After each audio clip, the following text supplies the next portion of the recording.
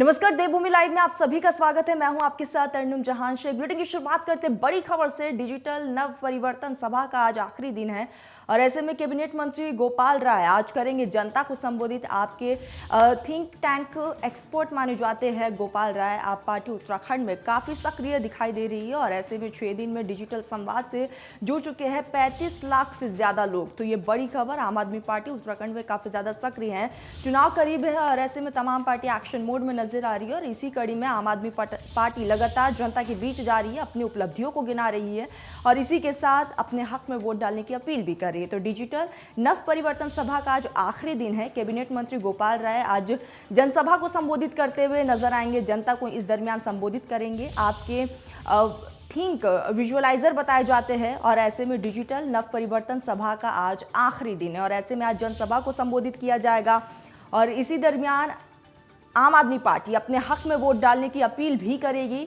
आपके think tank expert माने जाते हैं गोपाल राय और आज गोपाल राय जनसभा को संबोधित करते हुए नजर आएंगे। तो चुनाव करीब है और ऐसे में किसी भी तरह की कोई कोर कसर ना रह जाए, इसको लेकर भी तमाम पार्टियां सक्रिय नजर आ रही है और खास करके आम आदमी पार्टी। तो लगातार ये बड़ी खबर हम आप तक पहुंचा रहे हैं। डिजिटल नव परिवर्तन सभा का आज आखिरी दिन है जिसमें गोपाल राय जनसभा को संबोधित करते हुए नजर आएंगे। कैबिनेट मंत्री गोपाल राय आज जनता को संबोधित करेंगे।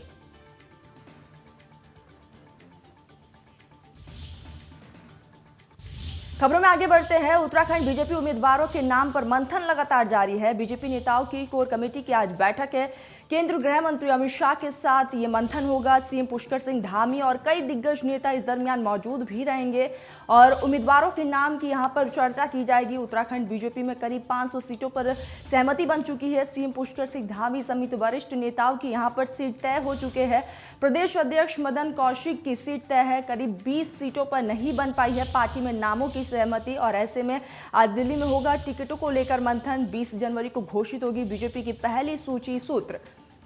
तो ये बड़ी खबर लगातार सूत्रों के हवाले से हम आप तक बता रहे हैं। आपको बता दें कि बीजेपी नेताओं की कोर कमेटी की आज बैठक है। कई मायनों में बैठक भी खास मानी जा रही है। कई नामों को लेकर यहाँ पर चर्चाएं भी लगातार तेज है और केंद्रीय गृह मंत्री अमित शाह ये बैठक करेंगे। आपको बता दें कि बीजेपी के चाणक्य कहे जाने वाले, राजनीति के चाणक्य कहे जाने वाले अमित शाह ये बैठक लेंगे और इस दरमियान उम्मीदवारों के नाम की यहाँ पर चर्चा की जाएगी। आपको बता दें कि आगे किस तरीके की बीजेपी रणनीति बनाएगी, इसको लेकर भी इस बैठक में चर्चा हो सकती है। आपको बता दें कि बीजेपी नेताओं की कोर कमेटी की आज बैठक है। 20 सीट ऐसे हैं जहां पर अभी तक नामों की घोषणाएं नहीं हुई हैं, ऐलान नहीं हुआ है, उसको लेकर यहां पर मंथन किया जाएगा। तो इस दरमियान सीएम पुष्कर सिंह समेत कई दिग्गज नेता इस कोर कमेटी की बैठक में शिरकत करेंगे। उम्मीदवारों के नाम पर यहां पर चर्चा होगी। तो लगातार ये बड़ी खबर इस वक्त की आपकी टीवी स्क्रीन पर बनी हुई है क्योंकि चुनाव करीब है और ऐसे में बीजेपी की तरफ से किसी भी तरह की कोई कोर कसर ना रह जाए, इसको लेकर लगातार जो चर्चा है वो जारी है। बैठकों का सिलसिला भी लगातार हम देख रहे हैं और इसी कड़ी में कोर कमेटी की बैठक होगी। गृह मंत्री अमित शाह, पुष्कर सिंह धामी समेत बीजेपी के कई दिग्गज नेता इस बैठक में शामिल होंगे।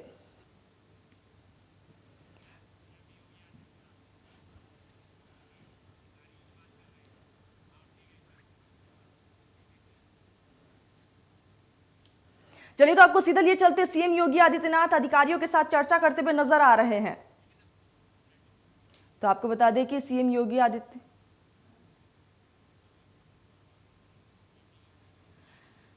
तो आपको बता दें कि बीजेपी आज उम्मीदवारों के नाम को लेकर चर्चा करेगी। आज एक कोर कमेटी की बैठक है, उस पर आज विचार विमर्श किया जाएगा। बीजेपी नेताओं की कोर कमेटी की आज ये बैठक कई मायनों में खास भी है क्योंकि अभी बहुत से ऐसी सीटें हैं जिसको लेकर असमंजस की स्थितियां यहाँ पर लगातार बनी हुई है और उस सीट पर किसे टिकट देना है, इसको लेकर भी लगातार विचार विमर्श का जो दौर है वो जारी। और इसी कड़ी में आज कोर कमेटी की बैठक बुलाई गई है जिसमें पुष्कर सिंह धामी, गृह मंत्री अमित शाह भी शिरकत करेंगे। इसके साथ ही बीजेपी के कई दिग्गज नेता इस बैठक में शामिल होंगे।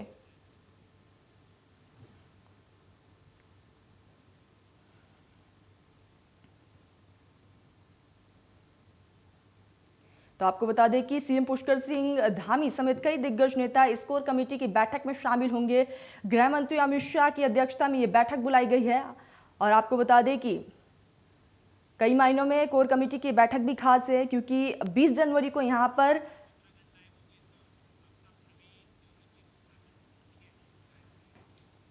हमारे साथ ब्यूरो चीफ प्रवीण जी जुड़ चुके हैं। प्रवीण जी, आज कोर कमेटी की बैठक है बीजेपी की, और ऐसे में कितना खास माना जा रहा है ये बैठक? कौन कौन से तमाम दिग्गज होंगे जो इस बैठक में शिरकत करेंगे?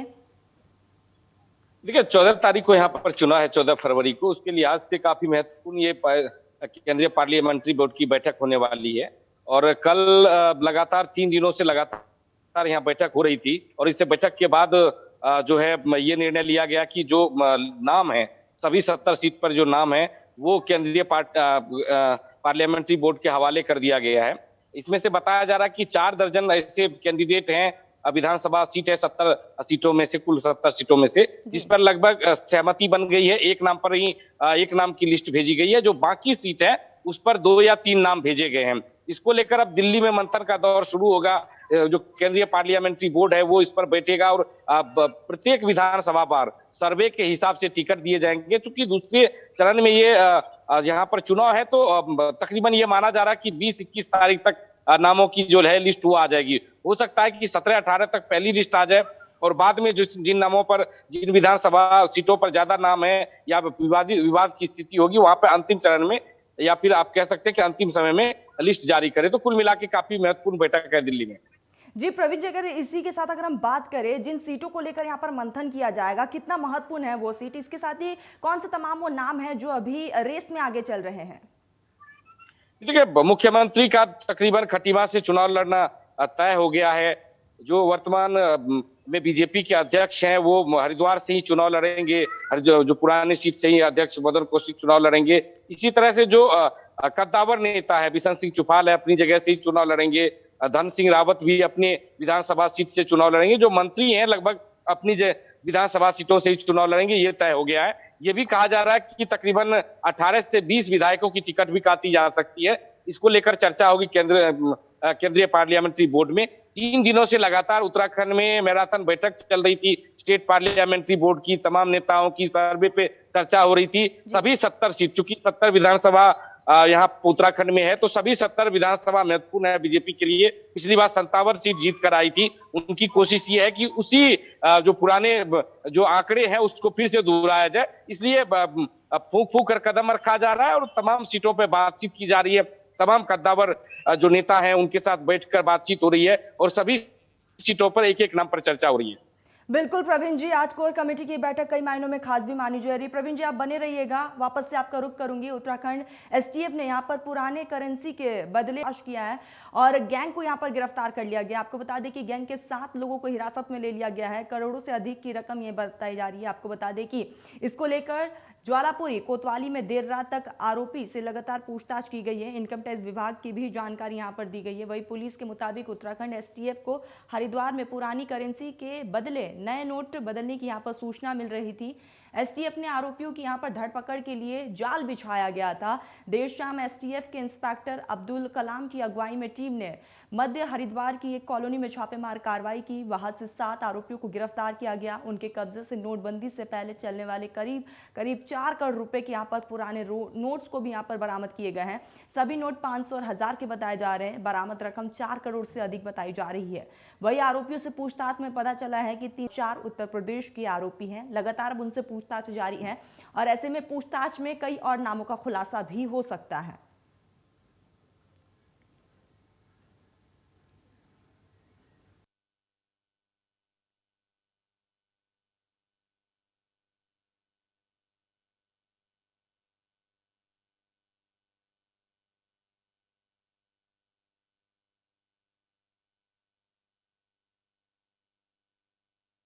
को इस दरमियान गिरफ्तार किया गया है। लगातार अब उनसे पूछताछ भी जारी है, और ऐसे में हम आपको बता दें कि पूछताछ में कई और नामों का खुलासा भी हो सकता है। ये गैंग कितना बड़ा है इसको लेकर भी यहाँ पर खुलासा हो सकता है। तो लगातार जो पूछताछ का सिलसिला है वो जारी है, और चुनाव से पहले इस तरह की ये जो खबरें अपने आप में ये बहुत ज़्यादा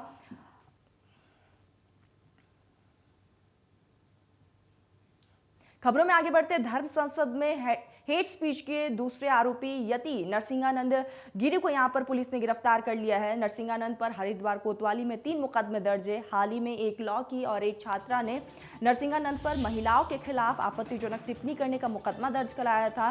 पुलिस ने इसी मामले में नरसिंहानंद को गिरफ्तार किया है। शनिवार रात पुलिस नरसिंहानंद को गिरफ्तार कर नगर कोतवाली लेकर आई तो उनके समर्थकों ने गिरफ्तारी का विरोध करते हुए कोतवाली में हंगामा मचा दिया। मामला नियंत्रण कराने के लिए यहाँ पर पुलिस ने लाठियां और बरसाई भी। और इसी दरमियान आपको बता दें कि हरिद्वार में हुई धर्म सांसद में भड़काऊ भाषण देने के आरोप में नरसिंहानंद और वसीम रिजवी समेत 5 लोगों पर केस दर्ज है। मामले की जांच एसआईटी कर रही है और ऐसे में आपको बता दें कि एसआईटी ने वसीम रिजवी को हरिद्वार आते हुए जिले के नारसन बॉर्डर पर से गिरफ्तार किया था। वहीं कल अदालत ने उनकी जमानत याचिका भी खारिज कर दी थी। एक कोतवाली में जो मुकदमा था उस मुकदमे के अकॉर्डिंग वो अभियुक्त थे, तो उनको आज गिरफ्तार किया गया है। किनको किया गया है? ये जो यति नरसिंहानंद हैं उनकी गिरफ्तारी। सर, किस मामले में किया गया है? चूँकि उन पे 2-3 मुकदमे चल रहे थे तो लगातार ऑफेंस उनका रिपीट हो रहा था, तो इस आधार पे सत्याग्रह चलता रहेगा। जिस प्रकार से सरकार ने हिंदू विरोधी और संत विरोधी अपना चेहरा दिखाया है और यह चुनाव आयोग का बहाना है। तमाम बड़ी शक्तियां इसमें लग गई हैं जो अपने आप को कमज़ोर महसूस कर रही हैं। उनको लग रहा है कहीं हमारी दुकान न बंद हो जाए। दुकान बंद होने के खतरे वाले लोग सामने आ गए हैं। हमने मोर्चा खोला, मुख्यमंत्री का, हमारा नायक गिरफ्तार हो गया, लेकिन यहाँ सब नायक हैं। नायक हमने 21 बना रखे हैं। एक कोतवाली में जो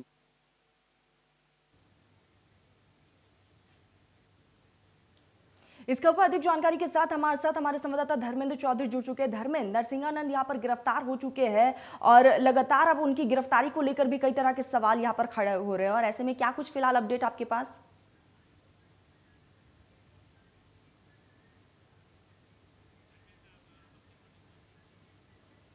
धर्मेंद्र, आपकी आवाज नहीं आ रही है, आप अपने ऑडियो को अनम्यूट कीजिए। हेलो हेलो जी जी, आवाज आ रही है धर्मेंद्र, बताइए। हेलो हेलो हेलो जी जी, आपकी आवाज आ रही है धर्मेंद्र, नरसिंहानंद को यहाँ पर गिरफ्तार कर लिया गया है और ऐसे में कई तरह के यहाँ पर सवाल भी खड़े हो रहे हैं। फिलहाल क्या कुछ अपडेट? देखिए, इसमें संतों के द्वारा आज यहाँ पर प्रतिकार सभा आयोजित की जा रही है जिसमें संत इसका विरोध करेंगे। और ये जो पूरा मामला है, हरिद्वार में एक 3 दिवसीय धर्म संसद हुई थी जिसमें संतों ने एक धर्म विशेष के खिलाफ, एक संप्रदाय के खिलाफ कुछ भड़काऊ भाषण दिए थे। उसके बाद हरिद्वार शहर कोतवाली में कई संतों के खिलाफ मुकदमे दर्ज किए गए थे। अभी गुरुवार में उस पर कार्रवाई करते हुए जो वसीम रिजवी है, जो पूर्व अध्यक्ष हैं शिया वक्फ बोर्ड उत्तर प्रदेश के, उन्हें पुलिस ने गिरफ्तार किया था। उनकी गिरफ्तारी के बाद महामंडलेश्वर है यति नरसिंहानंद, ये 3 दिन से सर्वानंद घाट पर धरना प्रदर्शन कर रहे थे, आमरण अनशन पर बैठ गए थे। देर रात पुलिस ने इन्हें भी गिरफ्तार कर लिया है। इनके खिलाफ भी 2-3 मुकदमे दर्ज हैं। फिलहाल इनकी गिरफ्तारी हो गई है। इनकी गिरफ्तारी के बाद लगातार संतों में आक्रोश है और देर रात भी संतों ने कोतवाली का घेराव किया था, लेकिन वहां पर हल्की लाठी फटकार कर पुलिस ने उन्हें वहां से खदेड़ दिया था। लेकिन आज एक बड़ी सभा हरिद्वार में रखी गई है जिसमें साधु संत यहाँ पर पहुंचकर एक प्रतिकार सभा, उस सभा का नाम दिया गया है, उसमें विरोध कर रहे हैं और जिन संतों की गिरफ्तारी पुलिस ने की है उन्हें रिहा करने की मांग कर रहे हैं। ठीक धर्मेंद्र, तमाम जानकारी हम तक पहुंचाने के लिए आपका बहुत बहुत शुक्रिया। तो आपको बता दें कि उत्तरकाशी जनपद में दूरस्थ क्षेत्र जहां चुनाव के समय बर्फबारी होने की संभावनाएं बनी रहती हैं, ऐसे में प्रशासन के सामने वहां मतदान करवाना अपने आप में एक बहुत बड़ी चुनौती है। लेकिन वही सहायक निर्वाचन अधिकारी एवं एसडीएम भट्टावादी चतर सिंह चौहान का कहना है कि प्रशासन ने जनपद में ऐसे सभी पोलिंग केंद्र चयनित कर दिए हैं और वहां पर निष्पक्ष चुनाव करवाने के लिए मतदान टीम को 2 दिन पहले रवाना कर दिया जाएगा, जिससे हर मतदाता अपने मत का प्रयोग कर सके। साथ ही अगर जरूरत हुई तो यहां पर हेलीकॉप्टर की सहायता भी ली जाएगी।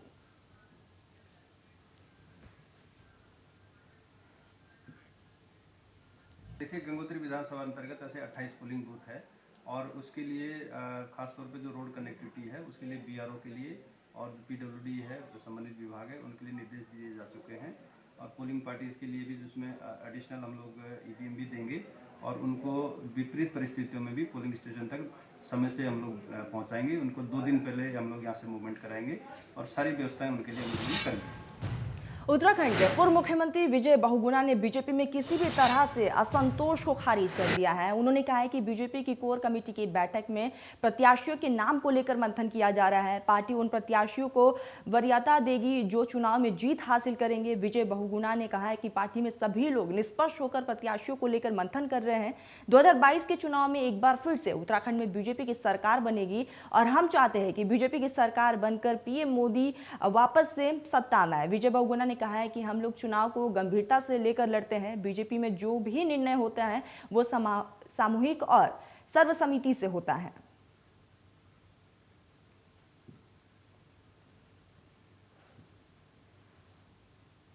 चुनाव को सीरियसली हम लोग चुनाव को सीरियसली लड़ते हैं और परिणाम जनता निर्णय देती है, लेकिन हमें विश्वास है कि जनता का आशीर्वाद पार्टी को मिलेगा और जो हमारा लक्ष्य है साथ हम प्राप्त करेंगे।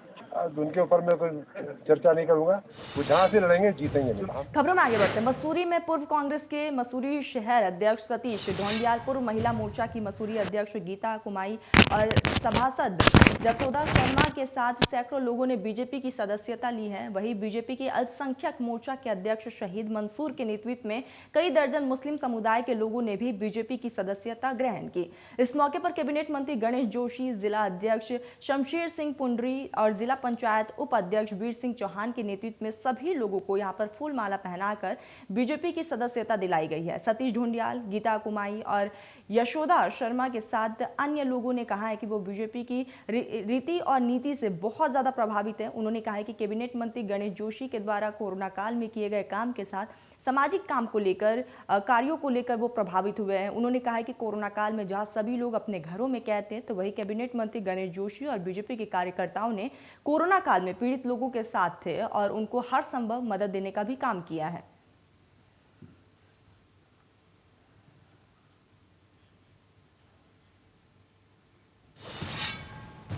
खबरों में आगे बढ़ते हैं। उत्तराखंड में चुनाव से ठीक पहले नेताओं का दल बदलने का जो सिलसिला है तेज होता जा रहा है। पूर्व विधायक सरिता आर्य बीजेपी में शामिल हो सकती है। उन्होंने बीजेपी चुनाव प्रभारी और केंद्रीय मंत्री प्रहलाद जोशी से मुलाकात भी की है। हालांकि सरिता आर्य ने मुलाकात से तो इनकार किया है, लेकिन इस बात को भी कहा है कि अगर बीजेपी उन्हें टिकट देगी तो वो जरूर बीजेपी में शामिल हो जाएंगी। आपको बता दें कि सरिता आर्य पिछला चुनाव नैनीताल सुरक्षित सीट से कांग्रेस के टिकट पर चुनाव लड़ी थी, लेकिन इस बार उनका टिकट काटना तय माना जा रहा है।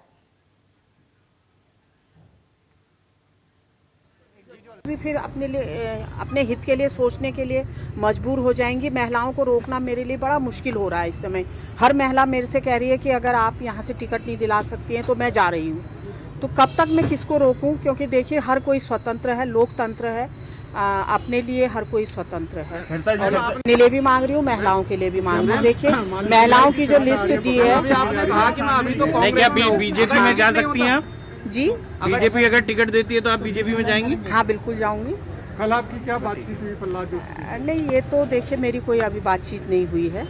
मैंने बातें रखी हैं, अपनी बातें मैसेज दिया है कि मैं एक कांग्रेस की सच्ची सिपाही की तरह अभी तक लगी हूँ। देखिए मुझे अगर यहाँ से इग्नोर किया जाएगा तो फिर हम मजबूर हैं अपने लिए। हर कोई स्वतंत्र है, मेरी सारी बहनें स्वतंत्र हैं। मैं तो अपनी बहनों को भी कोई दबाव नहीं डालूंगी। हर कोई बहन स्वतंत्र है। अगर यहाँ से महिलाओं को इग्नोर किया जाएगा तो मेरी बहनें स्वतंत्र हैं।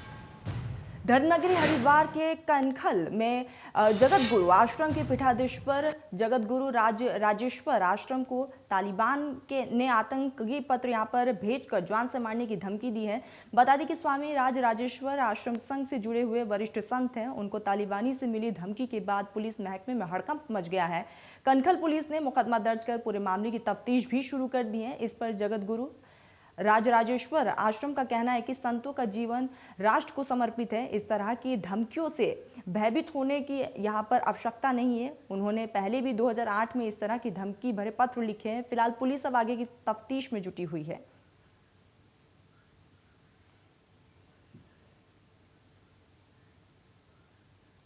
मेरा तो कहना है कि हिंदुत्व इस राष्ट्र की आवश्यकता है और इसलिए हिंदुत्व के प्रश्न पर अब जब हमने भगवा कपड़ा पहन ही लिया है, बलिदान का प्रतीक, अगर बलिदान हो जाता है तो कोई बात नहीं। और उसमें उन्होंने ये कहा है कि जितने भी ये हिंदू धर्म के नेता हैं जो हुए हैं, इन्हें हम अपने पैर की जूती समझते हैं और हमारे जो आदर्श हैं वो इस्लाम के जो मान्यताएं हैं वही हमारी कट्टर आस्थाएं हैं। हम तालिबानी हैं, हम कुछ नहीं कर सकते। खबर मसूरी से, जहां पर टिहरी मार्ग मसराना पर सड़क हादसा हो गया है। बाइक सवार युवक यहां पर खाई में गिर गया। युवक की मौके पर ही मौत हो गई। उत्तरकाशी से देहरादून जा रहा था युवक और रेस्क्यू टीम ने कड़ी मशक्कत के बाद यहां पर युवक को बाहर निकाला है। फिलहाल पुलिस आगे की तफ्तीश में जुटी हुई है। तो ये बड़ी खबर मसूरी से, जहां पर बाइक सवार युवक खाई में गिर गया है और इस दरमियान युवक की दर्दनाक मौत हो गई है। रेस्क्यू ऑपरेशन करके यहाँ पर युवक के शव को बाहर निकाला गया है। फिलहाल पुलिस ने शव को मोर्चरी में रखवा दिया है और आगे की तफ्तीश भी लगातार जारी है। तो उत्तरकाशी से देहरादून यहाँ पर जा रहा था युवक और इसी दरमियान यह हादसा हुआ।